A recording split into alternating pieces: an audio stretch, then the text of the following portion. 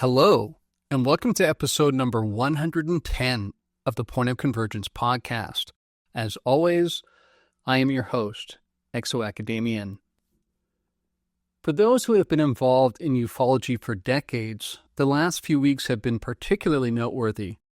And that's because what we've been seeing unfolding in our midst can best be described by a term reserved only for historical events involving a verifiable barrage of unidentified flying objects. The term in question is FLAP, and without doubt, we have indeed been living through one of those moments. And of course, as many predicted would be the case, with almost everyone in the modern world walking around with a smartphone, the footage being captured during this modern-day FLAP has been, to say the least, abundant. That being the case, plenty of controversy and difference of opinion has also been a swarm along with these apparently unidentified anomalous phenomena. And that's because there is more than one perspective being floated to explain what is being observed. In addition to cell phones, the modern world has also equipped us with a new kind of aerial vehicle, a vehicle known, of course, as a quote-unquote drone. These are unmanned vehicles that, while at first suffering from pretty considerable limitations in terms of range and flight time, have become increasingly sophisticated over the last few years, to the point where future wars will eventually be fought with these kinds of vehicles dominating the skies. While the conventional crowd will cry foul, suggesting this is not a flap at all, but merely a period of increased drone activity, some of the data being captured simply don't support such a one-dimensional hypothesis. And that's because the behavior of these vehicles has been reported on numerous occasions to be, well, anomalous. That is to say, while not every one of the aerial objects capturing attention and stoking concern seem better described as UAP rather than drones, some definitely are. In fact, Lou Elizondo, who coined the term the five observables to define a UAP, has come up publicly stating that some of these objects are indeed displaying such behavior, and in that sense they are therefore, by definition, UAP. Of course, the behavior and plentitude of these objects in our skies alone does not explain why this particular flap is causing so much concern and raising so much ire for an increasingly broad swath of our government and our society at large. Even more concerning is the fact that these vehicles are operating with apparent impunity above the most secure, sensitive air bases and nuclear sites the United States possesses, even, for instance, forcing the closing of the ufologically famous Wright-Patterson Air Force Base in the process. And to the skeptics saying there's nothing to see here but the standard hobby and commercial drones, Lou Elizondo, again, has aptly pointed out that, quote, you don't close U.S. military air bases because there's legally flying commercial drones in your airspace. That doesn't make any sense, unquote. But if they're not commercial or hobby drones, then that of course raises concerns that these may be the property of U.S. adversaries like China or Russia, stoking fears that such a provocation could suggest we're on the verge of World War III. But to counter this notion, U.S. authorities have repeatedly stated that they do not believe these are the property of U.S. adversaries. And furthermore, these sightings have spread well beyond the United States, now appearing in countries right around the world. To add further spice to an historical flap of epic proportions, in addition to the so-called drones or drone-like vehicles, what are also being sighted regularly in the U.S. Northeast and around the world are the so-called orbs that have drawn increasing attention amongst ufologists over the last few years. So with all this said, what exactly is going on here? Let's call out the elephant in the room and ask, are these vehicles, at least a portion of them, being operated by non-human intelligences? And does the scale of this operation suggest that we are, as we speak, experiencing what has come to be known as catastrophic disclosure? And if that is the case, this prompts a further question. Why now? Is all of this anomalous activity tied to the convergence of daunting forces that seem to have humankind dancing at the precipice of self-destruction? These are precisely the matters we'll seek to engage with in this, the 110th episode of the Point of Convergence podcast.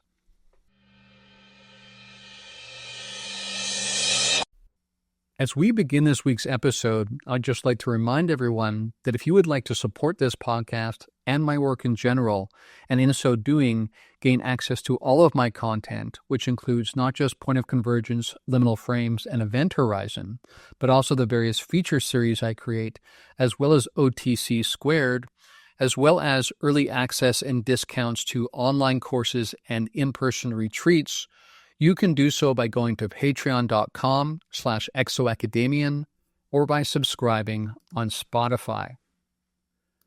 All right, with that preamble aside, let's jump into today's topic. And of course, today's topic has everything to do with what's going on today, what's happening in the world as we speak. Now, those of you who've been tuning into this podcast for quite a while now will recognize that I like to alternate between zooming in and zooming out on this topic, and actually a series of topics that are all converging, hence the title of the podcast. So in previous episodes, we've zoomed out and tried to make sense of all of the data collected over time in these different converging fields to try to make sense not of just what's going on with the UFO phenomenon and related anomalous phenomena, but what is the nature of reality itself? Because this converging data does point to a different model of reality than the conventional one held in the mainstream within Western civilization.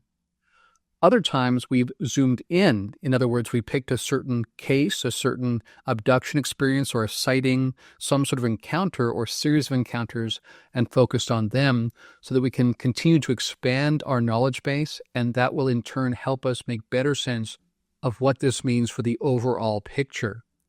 Today we're going to zoom in, not because I just happened to pick a certain case, but because of what's in the news as we speak. And you all know what I'm talking about. That's what's so remarkable about this moment, that if I were to ask that question at any other point since the beginning of this podcast, which was the end of 2020, you might have been confused about what I was referring to say that right now is a particularly potent moment in the history of ufology. In fact, so potent that it ranks amongst the most important times in history for this topic. And yet that's exactly what's happening right now. So let's quickly summarize just so we're aware of what we're talking about. So this began back towards the end of November, although again, you can make the case that this stretches back further than that. We'll tie that in a little bit later.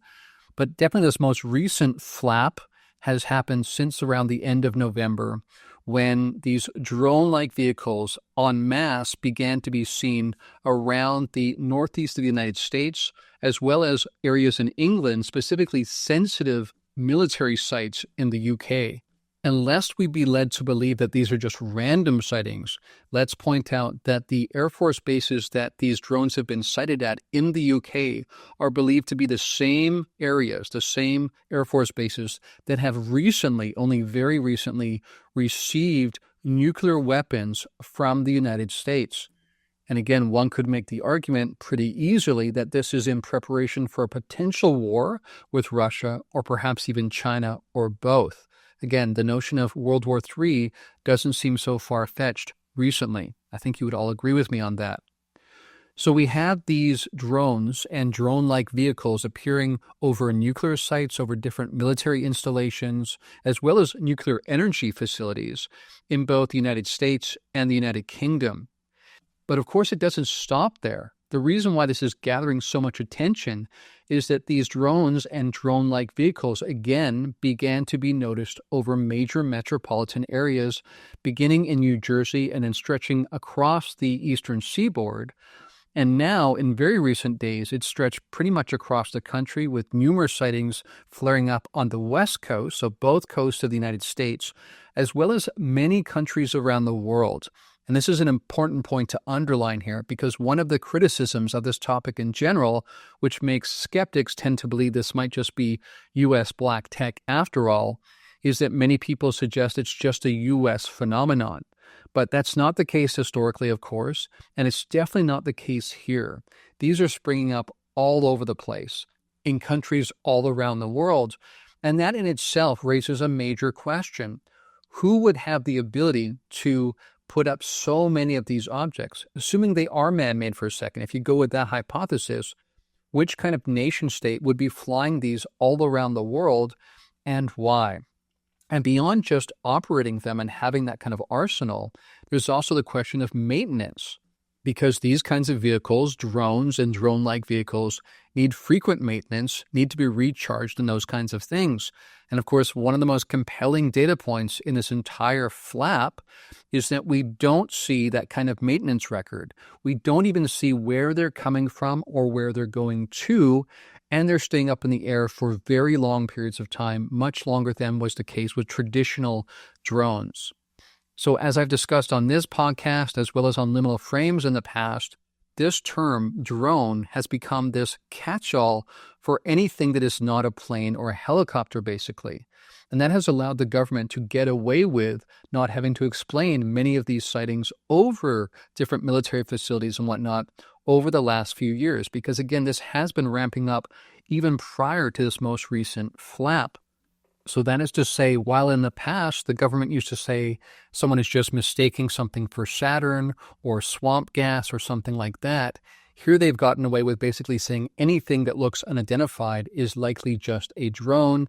And the second the public hears that term, they tend to tune out because the term itself, in a neurolinguistic programming kind of way, tends to bore people, tends to sound very prosaic. So with that being the case, why has this topic suddenly landed in the mainstream, or even mainstream news finally is covering this? Well, it's because of the sheer numbers of these things, as well as the peculiar responses from the government, especially the federal government, in terms of describing what's going on and how they plan to respond to it. So to be clear, there are many, many of these vehicles appearing night after night after night for weeks on end now, in the Northeast and then spreading around the country, also popping up around the world. So people are being a bit unnerved because regardless of who is flying these things, it is unnerving to them when the government doesn't seem to even respond to the presence of these vehicles. And when asked, the federal government officials have basically said at first that these are just misidentifications of lawfully operated vehicles, usually manned vehicles. So again, gaslight the public there. And then when it became so obvious, because even mayors and governors in the Northeast were seeing these things above their houses, again, sometimes car-sized kinds of drones, not making any sound and that kind of thing, the federal government has now switched its position, working with the FAA to make New Jersey and other areas no-fly zones altogether. And backing that up, by the way, with the threat that these things can be taken down if they violate this order. So this is one of the most perplexing and confounding, but also fascinating aspects of this entire flap, is the government's incoherent response. They're flip-flopping. And when people make the argument that perhaps this is a psyop being generated by the government, the problem with that notion is that actually their messaging has been very incoherent, has really been all over the map, and it looks like they're on the back foot rather than the front foot, and they're basically just buying time at this point. And that's becoming increasingly difficult because this is now front page news, and people all around the world are seeing these things and talking about these things. Now, to paint a clearer picture about what's been going on of late, let me run through a few news items as well as various quotes. First of all, the chairman of Homeland Security recently admitted that, quote, "Our federal government has no idea, no clue, no reliable information about these drones," unquote. Now just take that quote on its own. It's remarkably strange because shouldn't the federal government have some clue about these things? The fact that this is not only the case, but that they're admitting it publicly raises further questions about what might be in play here. Why is this doubt being seeded? What is the ultimate messaging going to be coming out of this?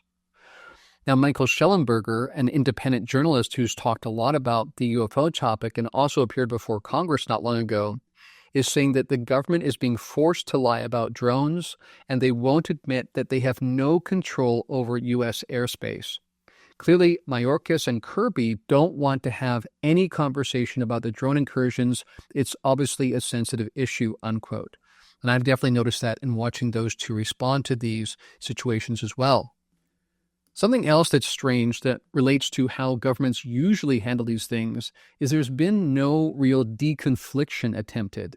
That's when you have a case where there's different messages that seem to conflict with each other, sometimes contradict each other, but then governments tend to harmonize and come up with one consistent message. That has not been the case here, which raises, again, questions about why would that be? What does that suggest? Now, without doubt, what we're seeing is a mixture of drones, legitimate drones that are owned by the U.S., some by commercial companies perhaps, maybe even some from U.S. adversaries. But we're also seeing misidentifications of planes and those kinds of things. That always happens. People have pointed out kind of humorously that sometimes they pull off to the side of the road to see what people are looking at, and they find that everyone is gazing up at Venus. Yes, this does happen. And this is partly why the government has been able to dismiss these things for so long, because the public has been, for a long period of time, largely unaware of what's in our skies, and they do misidentify things. That's beginning to change, of course, which is interesting in itself. So yes, we have drones, legitimate drones owned by nation states and individuals of the public. We also have misidentifications of planes flying their normal routes lawfully.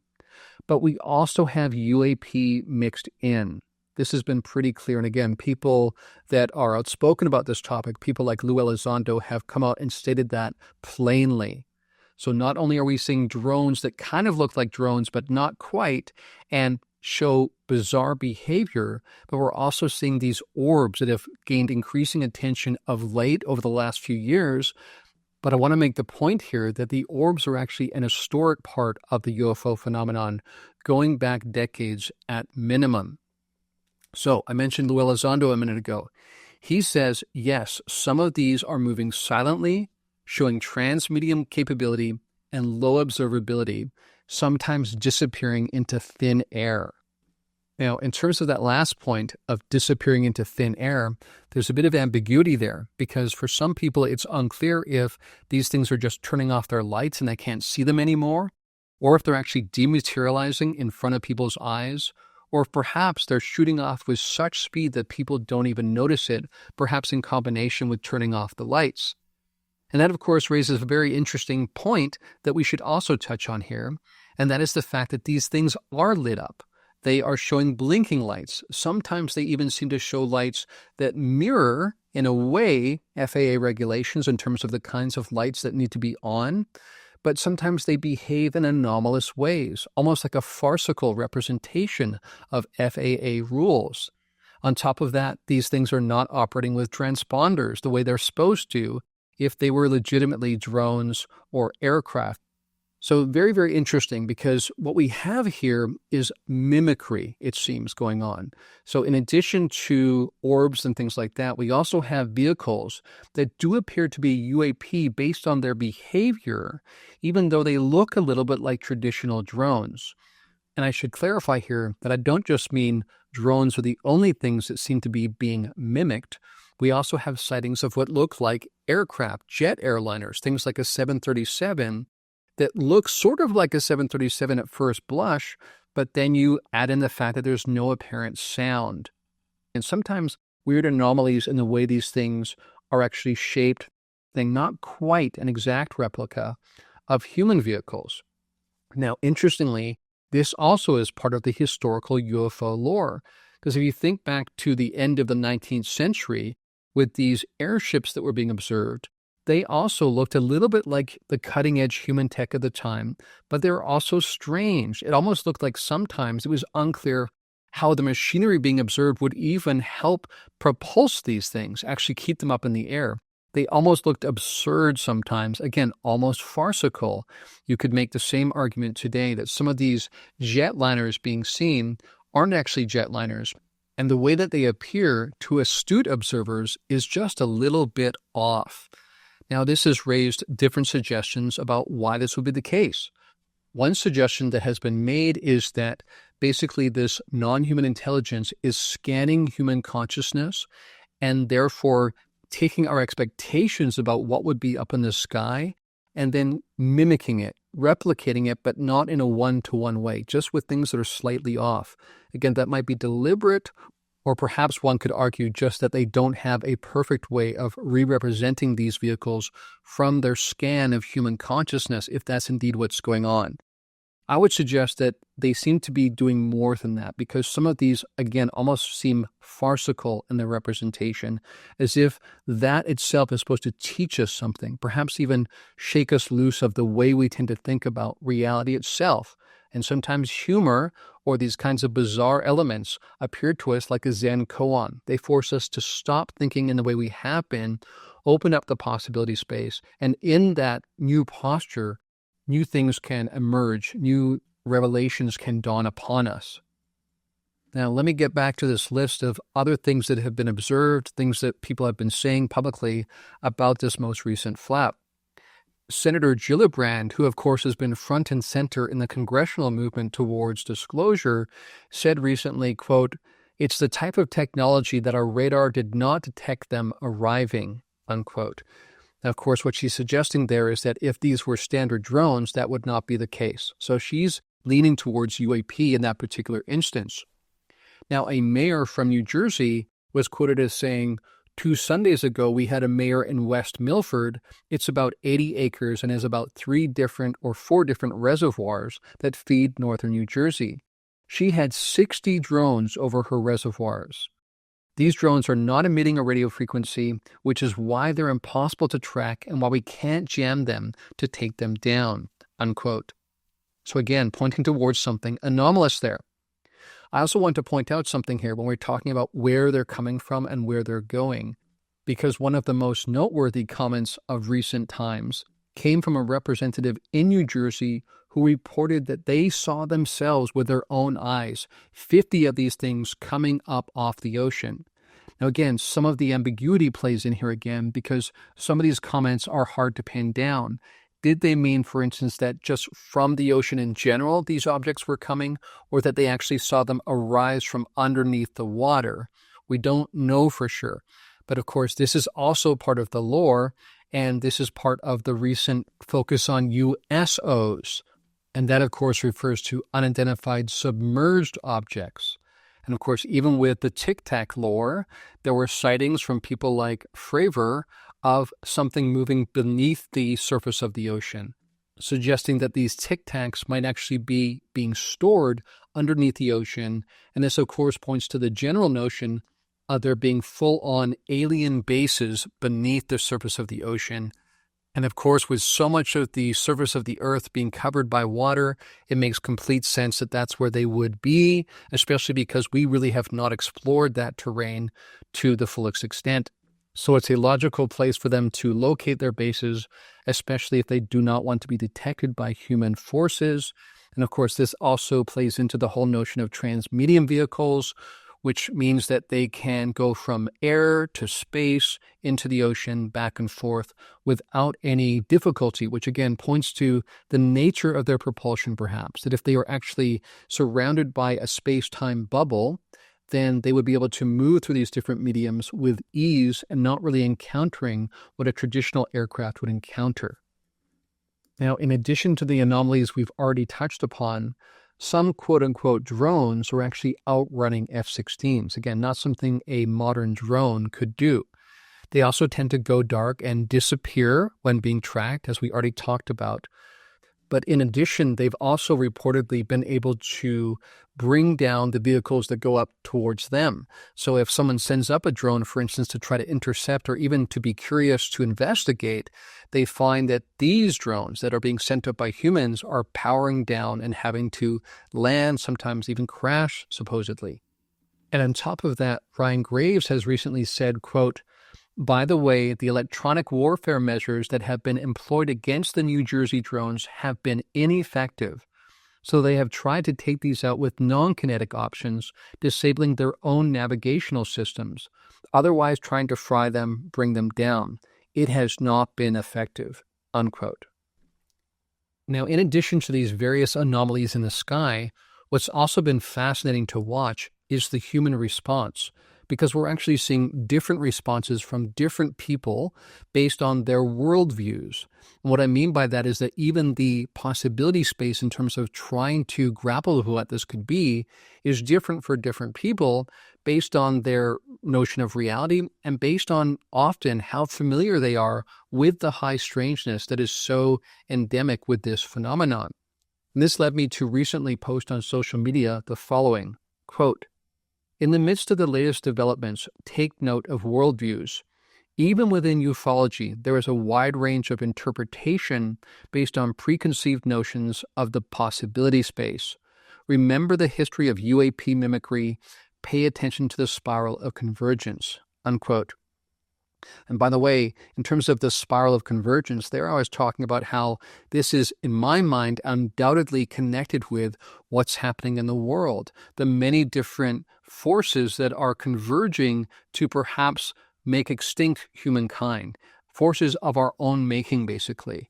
So in other words, if some of this is UAP, is being generated, directed by NHI, as I believe is the case, then this is undoubtedly, in my mind, connected to the state of the world, what's happening in our midst as we speak. And we'll touch on that notion a little bit later again when we get into Bertie Jawowski's remote viewing of these events, which was fascinating and I think quite illuminating.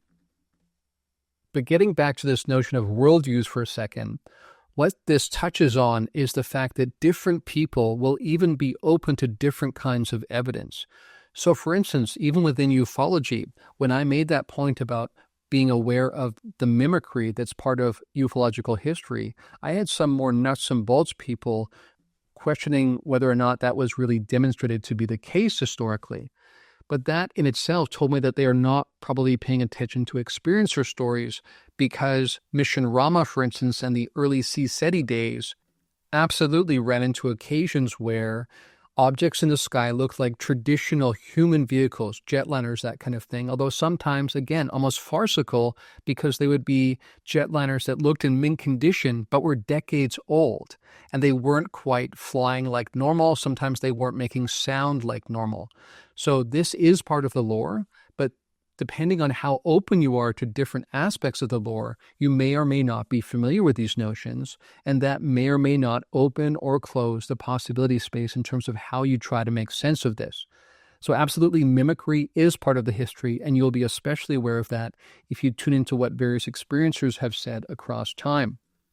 Now, in addition to there being a difference of opinion about how seriously to take experiencer lore, which again, I've championed all along, it's our most important data set. We have to pay attention to it. But in addition, we have other means of gathering data, and that involves psi. So in this case, for instance, with Bertie Jawowski, she's using remote viewing, which is a specific military protocol that is further streamlining basically clairvoyance. But we have other kinds of psi methods, like channeling, for instance, that come in here as well. And if you want to get even more obscure, many, many people are having dreams about these events. In fact, that's been one of the most compelling data points, is that this recent flap and the flare-up in the world of these increasingly bizarre elements that seem to be swirling together all seem to track with people's precognitive dreams of these events. And again, for those paying close attention, we understand that human beings do reliably have precognitive dreams of the future. So this should not be questioned if you've actually looked at the data, but the bottom line is some people have not looked at the data and have not come to the conclusion that they can trust these sources. But when you do look at all these sources, there's remarkable convergence around not just what's happening, but the time that it's happening as well. Many people saw this coming. For instance, one of the notions that comes up over and over again for a lot of people, and I've discussed this in previous podcasts, is seeing the sky full of craft. Now, we may not be quite there yet, but we are certainly getting to the point where numbers of these objects are up in the sky, vehicles, whatever they are, in increasing numbers, like we've never quite seen before. We've had flaps before that happened in one location or a couple locations. I'm not aware of a flap that happened across the world like this in so many locations. Now, perhaps that was because we lacked the data at the time to track those simultaneously. But either way, this is a remarkable moment, and I think we should all just pause for a moment and ground ourselves in that understanding that whatever this means, this is remarkable, and it points to something truly consequential arising in our time. It's arising as we speak. Now, a couple other points on the worldview front. Some people have reported actually getting telepathic messages from some of these vehicles when they are looking up at them. And of course, that's a big part of the lore again. But if you're a physicalist who doesn't believe in telepathy, then that's going to sound outlandish. You're not even going to consider it. But not only are people seeing objects that behave in anomalous ways, again, following one of the 5 observables or more, but in addition, we have telepathic communication happening as well. And finally, in terms of the notion of these things disappearing or dematerializing, of course, for those open to different hypotheses, the interdimensional hypothesis comes to mind here, that these vehicles, these objects, these intelligences might be popping in between different dimensions of reality, and perhaps even aren't always physical in the way we think about physicality. And that also plays into what Bertie Jawowski interpreted in her remote viewing session. Again, we'll get to that. The bottom line, though, is if you're a physicalist, if you're a reductionistic materialist, you're not going to take these notions seriously, and that's going to really narrow the possibility space in terms of how you're trying to make sense of this, and I think will leave you largely completely bewildered. Now, in the introduction, I mentioned that there are different interpretations of what's going on. And not everyone believes this actually is a UAP flap. Some people think this has more conventional or prosaic origins. For instance, even Danny Sheehan, who of course has been a champion for disclosure of the UFO phenomenon by the U.S. government, has said that he believes the drone saga is a major military exercise experimenting with a drone system they plan to use to detect nukes and radiation, dirty bombs, that kind of thing. So he believes this is actually what's going on, that this is a military exercise and this is being confused for UAP activity. Very interesting that Danny Sheehan is saying that. Although, again, I think he does hedge a little bit and say that he thinks UAP may be involved in perhaps watching and that kind of thing, but he doesn't think this is being fundamentally driven by NHI. Now, Danny's opinion was voiced as part of a public conversation or friendly debate that was held and hosted online by Ubiquity and U Paradigm Institute. So what happened was various researchers operating under different worldviews, I think it's important to say, gathered to try to explain what they think is going on. And there was quite a diversity of opinion. I want to cover some of the possibilities that were floated in that conversation and that we've also heard elsewhere. So Danny talked about this being an internal dry run or drill, and this is in preparation for being able to smoke out a dirty bomb, a lost nuke, that kind of thing.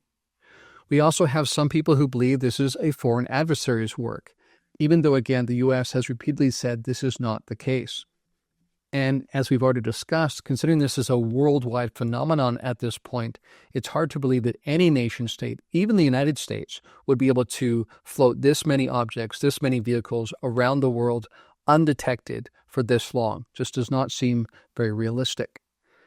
And furthermore, on that note, Merrick von Rennenkamp, who has talked about these topics a lot, recently said, quote, "Why would an adversary intentionally expose its ultra-advanced technology directly to the U.S. military on a nightly basis?" Unquote. And that, of course, is a very excellent point. And he adds that drones that loitered for long periods over sensitive military facilities were not detected by radar, and counter-drone technology failed. So again, we're using this term drones to describe these things, but they are not behaving like drones, and they are not able to be intercepted in the ways that traditional drones have been. So this, of course, raises major questions around whether they are drones at all, or certainly not U.S. drones or adversarial drones or any drone technology from some known nation-state actor. Now, speaking of that known nation-state actor, another possibility that has been floated is that these are being operated by a rogue group that perhaps arose originally from the U.S. military, and some people would even go so far as to say this might be the work of a breakaway civilization. This is a notion that people like Richard Dolan have explored, the idea that going back to World War II, perhaps there was some sort of breakaway civilization that arose in secret at the end of the war, and that they've basically been building technology and capabilities ever since then, perhaps even pulling levers behind the scenes. So if that's the case, then they might have this capacity. They might have the technological prowess as well as the funding after this many decades to manage an enterprise of this scope. And as people like Peter Levenda have suggested, there is some evidence historically pointing to a group like this actually being able to garner significant funds over time. So if that's the case, then perhaps they could both have the technological ability as well as the funding to front this kind of operation. Again, I don't think that's likely, but that's one of the options that's being described. And of course, that doesn't explain all of the data, but it does describe some of it. And that's one of the issues here, is that there's numerous hypotheses, but very few of them, if any of them, explain all of it, other than to say this is a combination of nation state, perhaps rogue state, and UAP activity. Now, in terms of the possibility that this might be a non-nation state actor, but still human in its origin, the question then arises about their endgame. Where are they taking us? What is the purpose of this exercise? There's a couple different options here, and they're really on opposite ends of the spectrum. Some people, and this kind of fits with Stephen Greer's notion of a false flag operation, believe that this entire operation is a prelude to a fake alien invasion, a hoax that is conducted in such a way as to terrorize and make malleable the human public around the world so that this group can seize power totally across the board. Full spectrum dominance, a term that Danny Sheehan has used before. That's one possibility.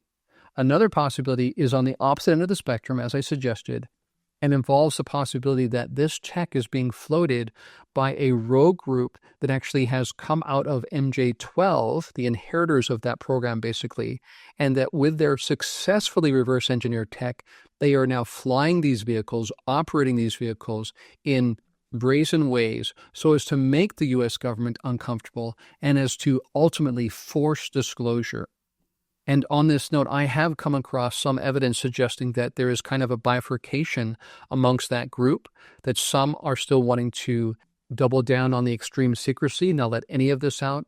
But there's another contingent that is ready to let this out, that believes that it's time for humankind to know, and they are frustrated that the congressional oversight operations haven't worked. And because of that, they're now forcing the hand of our government, of our military, by exposing the fruit, basically, of these reverse engineering programs, which of course will eventually lead to disclosure about where those programs got their technology from, which is of course from non-human intelligence and their craft. A few other outlier kind of possibilities that have been floated that I want to discuss. Number one is the notion that there may be a Cold War going on between different factions of NHI, perhaps even different types of NHI. And that sometimes this flares into the light of day, and that's partly what we're seeing now. Again, I don't think that's what's going on, but some people have suggested that. Another possibility is that basically the drones are being put up there to confuse the matter, to delay catastrophic disclosure. In other words, perhaps the U.S. and its allies or deeply black groups are deliberately floating the drones to distract from something else that NHI are doing, perhaps the orbs and their operation, that kind of thing. Again, not a totally consistent narrative there, but some people have suggested that. There are some perhaps even more outlandish notions, and this came up, for instance, in the forum that was held by Ubiquity and the New Paradigm Institute, where some people suggested that the deep state is going to attempt to assassinate Donald Trump prior to Inauguration Day, and that this operation is somehow tied to that. That, again, seems like a stretch to me. You compare this kind of operation with what happened prior to the assassination of President Kennedy, and it's hard to sort of make that case, I would suggest. Another possibility, speaking of President Trump, soon to be President Trump, there are some people suggesting that the Trump cohort are doing this, and that this will all magically go away on Inauguration Day, making Trump and his allies look like heroes to the average person on the street. And this particular conspiracy theory also involves people like Elon Musk and Peter Thiel. And in that sense, this would make this all a psyop, one that is oligarchical in origin. Now, another hypothesis that was floated during that conversation that I think lands closer to home, closer to the reality, was floated by Steve Bassett, who said that he thinks NHI are driving disclosure through this process. He said, quote, "We are moving toward disclosure," and that, quote, "the extraterrestrials have lost their patience," and he later said, "they decided we're going to end this nonsense," unquote. So again, I think this is closer to the truth. I think absolutely NHI are involved, and I think absolutely it does connect to what's happening in the world, the state of the world, their concerns about the state of the world. And again, we'll get into that in a minute with Bertie Jawowski's remote viewing of this entire process. But I want to bring up something I posted to social media in response to the way that Steve actually framed this, because I had some issues with that. I said, quote, "The extraterrestrials have lost their patience is one of those anthropocentrisms we must be cautious about expressing. Whatever is happening is, according to my experience, more likely based on meticulous calculations and thorough consideration, not impulsive emotionalism," unquote. I understood what Steve was getting at, but I think he's mixing in there his feeling about this entire process with theirs. And I think we have to be careful not to do that. Even if we don't quite mean that, people could interpret us saying that, and that makes it suggest that these are impulsive, emotional beings, which I don't think dovetails well with the historical lore and doesn't dovetail with my particular experience with NHI either. All right, so I've mentioned numerous times in this podcast episode that we're going to get to Bertie Jawowski's remote viewing of this entire series of events. So let's get to that now. First of all, for those of you who are not so familiar with remote viewing, let me just clarify that her process generally involves a blind target, which means she doesn't know what the target is. She doesn't know anything about it. And that was indeed the case here. She has confirmed that. So she had no notion that this had to do with the most recent flap or drones or orbs or anything. The question of NHI potentially. None of that. It was a blind target, which makes her results, I think, even more compelling. So what did Bertie see when she looked into this? So there were numerous aspects that were quite compelling. First of all, she sensed that this is an intelligence that she's not familiar with, but she did confirm that to her it's clearly non-human intelligence. This alone is interesting because what tends to happen in our modern world is that people want simple narratives to add to what they already believe about the world. So when people think about non-human intelligence, they tend to think they're going to be extraterrestrial, and they tend to think there's basically going to be one kind of operation, one kind of agenda underway. But again, that doesn't fit well with the lore, that actually we see different beings, even different factions of the same beings with slightly different agendas. So this is indeed what Bertie came up with in this particular remote viewing process, that this was an intelligence of non-human origin that she had never encountered before. And that's interesting because she's been in this for decades, 30 years or more. So she's already interacted with the standard non-human intelligences, the Greys, the mantis beings, the reptilians, even things like the Nordics and the more human-like beings. But this was something that was different, and it wasn't humanoid, which again kind of goes against the grain in terms of the beings that are usually encountered as part of the UFO phenomenon. Now, what else did she pick up? She sensed that this was being driven by, being initiated because of a deep concern for the present state of our civilization. So specifically, they are concerned about our nuclear situation. They are also concerned about class warfare. In other words, she pointed out that they are perplexed and disturbed by how we let some people have so much and others have so little. And this is even more strange to them because they are actually a collective intelligence, a collective consciousness, perhaps like what we see depicted in the raw contact material. So they have some degree of individualism, but they also think and act as a collective. So they very much think of spreading the wealth, if you will, amongst the total. That's the modus operandi for them. So when they see our way of living, they find it both quite confusing and very disturbing.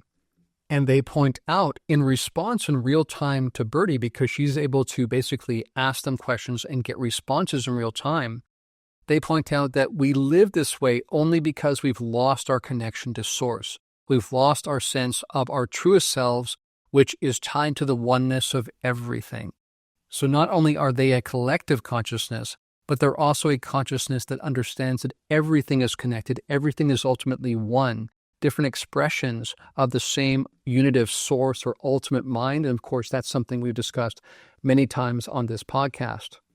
You cannot delve into this material for very long without running into notions like non-duality.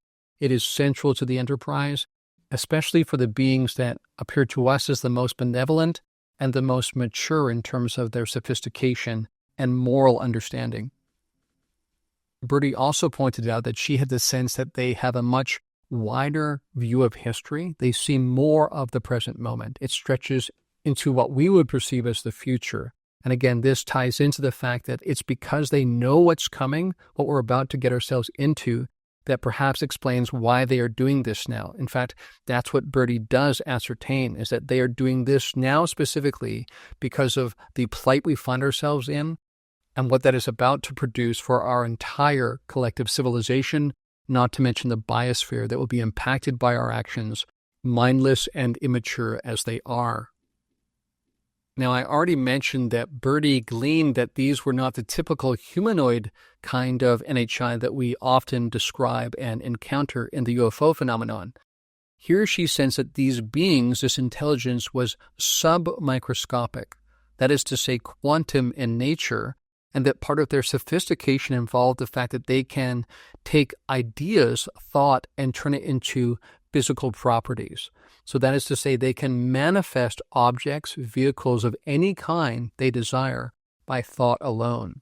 And that furthermore, they were doing this with increasing intensity, increasing frequency, which she took to mean that there was going to be more and more of these showing up in our skies around the world with increasing frequency and increasing number, which again, from a USG kind of perspective, it leaves you completely handcuffed, because not only can you not match the behavior, the operation of these vehicles, their flight characteristics, etc., but on top of that, while we spend hundreds of millions of dollars on each of these jet fighters that we produce as part of the military-industrial complex, for instance, to give you some perspective here, an F-22 costs $350 million per jet, and yet this intelligence can manifest highly sophisticated physical objects, vehicles of their choosing, whenever they desire, and there is no limit on the number of these objects they can create.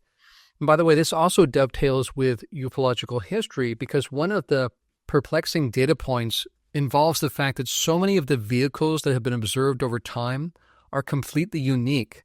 That is to say, while we see different kinds of vehicles that follow certain typologies, triangular craft, saucers, how the specifics differ is really surprising, because no two saucers are ever quite exactly alike. No two triangles are ever quite exactly alike. So this makes sense that they might be doing some sort of quantum manifestation and are able to manifest these things at will. There are no limitations based on material availability and other such human concerns. Now, I already mentioned that a main reason why they're here is to wake us up, to help us reconnect with ourselves. But that still raises questions around why now specifically, though. I think that's partly because of issues to do with nuclear kind of warfare. She brought that up. But also because this has something to do with the sun. And this is very, very compelling, because this data point has come up over and over again. I've discussed that here on Point of Convergence. We discussed it on Liminal Frames. And Janice and I have discussed it at length on Event Horizon. So tune into those episodes if you'd like to hear more.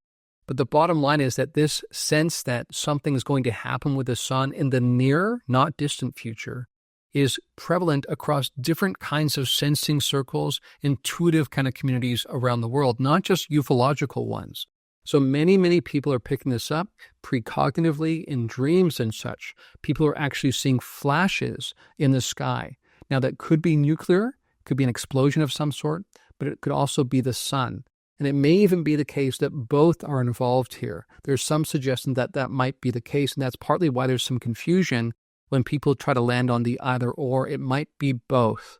And based on present circumstances around the world, what's happening with Russia and Ukraine and us putting nukes in Britain and how that entire situation is escalating, it's not difficult to imagine that this might end up in a nuclear exchange, as terrifying as that is.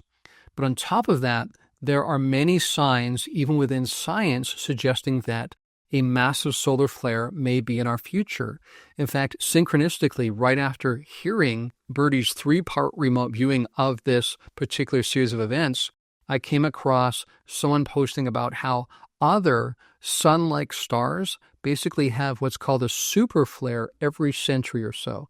This is something of greater magnitude than the Carrington event, and those of you who are familiar with that recognize that if a Carrington event kind of solar flare happened today, it would basically take out our grid, and that would send us modern human beings into chaos. There are major concerns that I've heard from people in those industries that this could happen, that it's even likely to happen. Add to that the idea of a super flare, and that could really collapse all of our modern infrastructure. And again, based on how we tend to operate as a collective civilization now, based on notions of scarcity and adversarial relationships, you can imagine that would not be a good situation for us to find ourselves in. And again, the idea here is that this non-human intelligence is aware of this, and they are interceding on our behalf partly to deal with this. So the idea here is that they may get involved and are getting involved even as we speak, not just because of what we're doing in the world, but also because of this major solar event that is lining up in our near future. Now, let me touch on a few other elements that Birdie gleaned as part of this process. She also heard them say, if you will, that you can't stop us, but we can stop you. And that wasn't said so much in a threatening way as it was just a statement of fact. In fact, she found that this intelligence was quite dispassionate. They did have concerns, they did have a kind of emotion, but it wasn't like human emotion, which again relates to what I was saying earlier about Steve Bassett and those anthropocentric framings that we have to be careful not to engage in. And this relates to something else that Birdie experienced, and I want to touch on here because this is important when dealing with the unknown. She basically said she suffered ontological shock as a part of this process. And again, this is coming from someone who spent decades in this field and has encountered many different kinds of non-human intelligence in previous remote viewing sessions. So it was the unknown nature, the kind of unfamiliarity of this particular intelligence that really threw her. She says frequently in these remote viewing sessions that she feels quite unsettled, makes her nervous, she says over and over again. The point to key in on here, though, is not that that means they are malevolent. In fact, she went out of her way to say they're not. They actually are trying to help. But just encountering that kind of unfamiliarity alone was enough to make her nervous, unsettled, and actually ultimately led her to experiencing some degree of ontological shock. This is something that I've brought up many times on this podcast, that just because ontological shock is part of the process of encountering NHI does not mean they're malevolent or that they have ill will towards us. This is an evolutionarily derived response mechanism that arises in us when we encounter the unknown. I this week was able to talk to my friend Yossi Ronin in Israel, and he and I reflected on this, and he talked about his experience, which of course involved first encountering beings, a non-human intelligence, in a dream state. And then it was a very enjoyable experience. He then awoke to find them in his apartment in Los Angeles, and that was a different matter entirely. He went on to tell me that these days they tend to speak to him, communicate with him through dreams and such, because for his experience, and I would say this is true for most people, we tend to be less reactionary, less somatically reactive when they communicate with us in dreams rather than in physical reality, so to speak. And this is indeed why many of them do choose that means of communication with us. It's because we're not quite ready. Our bodies still need to evolve to the point where we are prepared for this kind of face-to-face interaction. At least that was the calculus for many of these intelligences up until now. But again, current circumstance may be forcing the issue. In fact, this is what these beings, this collective intelligence, told Birdie, that they are intervening now because of the state of our civilization and how we are actually creating our own problems, and also because of this near event in the future to do with the sun. So that's what this particular kind of non-human intelligence, who are arising from the ocean, by the way, Birdie talks about there being kind of a vortex, a portal underneath the water that is invisible, where these things manifest, although they originate from somewhere far, far away. but they are able to manifest and then in plentitude populate our skies with all these different kinds of shapes and whatnot. In fact, she talks about them kind of going into this kind of vortex, having an update of sorts, because they did kind of seem similar to artificial intelligence, but in ways that also perplexed her and stretched her understanding. And that after receiving updates, they would then repopulate, remanifest with an updated agenda based on what is happening, based on presumably information that's arising from a non-local source. And now I'd like to make a couple points in closing. Number one, we might ask why they are doing it this particular way. I think you could easily make the argument that they are slowly immersing us in this new reality. They are showing up night after night, but not being aggressive in their behavior, just to let us know that they are here. And over time, we become desensitized to that notion, so that more and more people accept that this is the case. And because over time we recognize they are not aggressive, they are not malevolent towards us, we begin to relax. And this helps with the somatic response I just referred to. So that may be what's in play here in terms of why things are rolling out as they are. And if that's the case, then perhaps what we should expect is ongoing activity from this intelligence manifesting as many, many different objects and vehicles, and perhaps an increasing intensity over time so that they slowly prepare us for this moment, this ultimate moment, this moment of contact. And on that note, we've come to the close of another edition of the Point of Convergence podcast. If you'd like to support this podcast, you can do so by going to patreon.com/exoacademian or by subscribing on Spotify. But until next time, friends, from deep within the Blue Ridge Mountains of North Carolina, this is Exo Academian signing out.